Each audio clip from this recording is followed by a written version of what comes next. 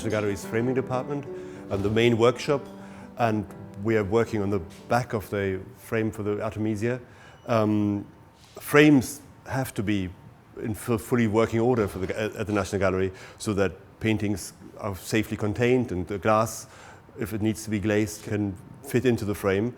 And old frames tend to have rebates, spaces where the canvas used to sit that are generally too small for what we require these days. So build-ups are necessary on the back of frames. We've actually retained the original hanging device, but henceforth it'll just be for ornamental purposes. But it is such an integral part of an old frame that we tend to keep these original features, even so they're no longer actually going to be used for hanging the painting on. And Keith Baden, the National Gallery's framing technician, is the person who is normally responsible for making build-ups on frames and is going to perform this.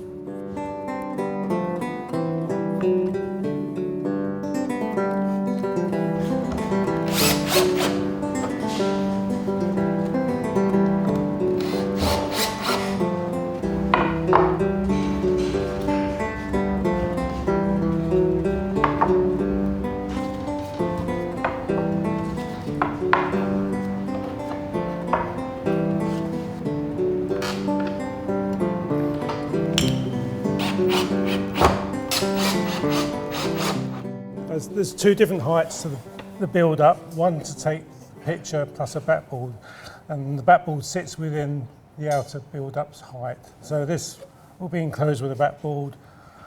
The outer build-up will have the brackets put on it that can be screwed to the wall. Once this is done, I'll put glass in if need be after that. Also velvet these inner edges. This is the frame now essentially ready for the painting, with a built-up and velvet and the necessary depth also for glazing in the future. So initially that amount of depth is not needed, but once it goes on loan, or if it ever leaves the gallery, it will have glass in front of it for protection, and then the extra depth is necessary.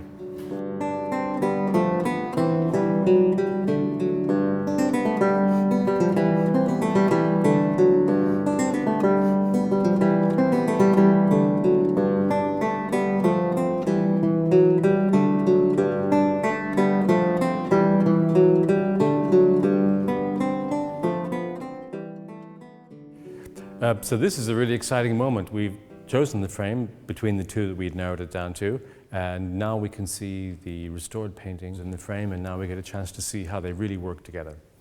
And I think it's really superb. I like the way the crop is still tight, and yet it feels a bit relaxed with the darker frame around the outside and the addition strip across the top. All these things we hoped would happen seem to be happening. I like the way the finger reaches to the end. You feel the sort of energy as she bursts out at every angle. She really fills the picture space, and that becomes even more obvious, I think, now she's framed. And a frame with only partial bits of gilding do make the crown, which is also sort of gold sticking out of darkness, it does replicate that effect. And all those things we hoped would be enhanced that are in the painting, I think, the way that the adjustment of the white values and the fact that the elbow really does come out toward the thing and it moves back in space, all those things, even the halo sort of dipping behind the kind of window of the frame, it's all doing what we wanted, and I think it's really, and also really the neutrality of the black, which is not like the brown in the background, but dark. It's really good. Yeah.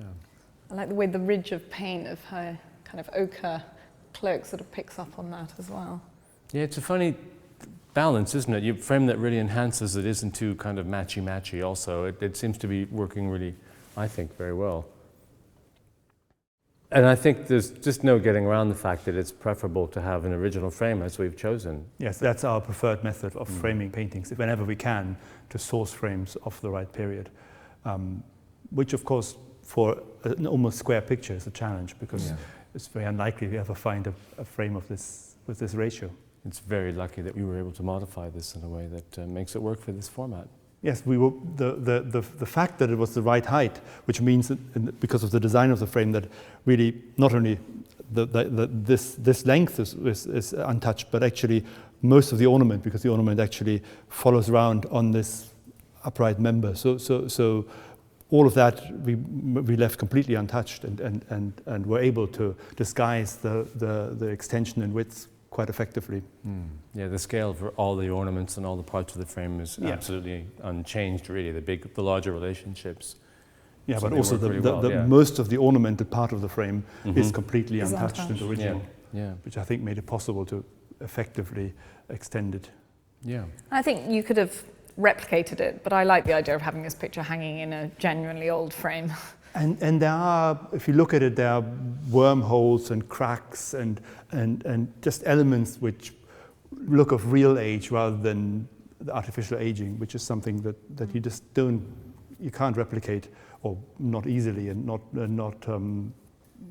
you don't get that kind of random effect of real age.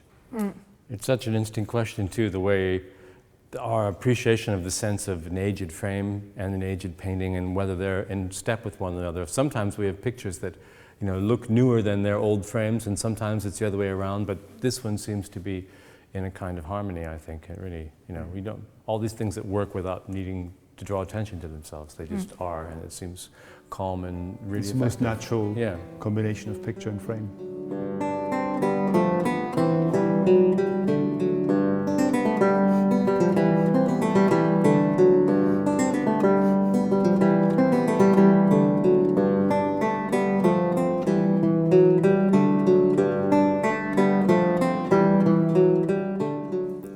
And so now she's ready. So the next stage is really to hang the painting on the walls and let the public come in and see her. So we'll have to try and schedule that in. It's very exciting, the thought of her finally going on the wall in her frame. Yeah. And thinking also about that, we talked about this when we chose the frame, thinking about the scale of the frame in this room as opposed to being in the galleries. So obviously the proportions will all feel slightly different in the grand spaces downstairs, you know, where everything is much grander, much larger, where she'll hang next to larger pictures.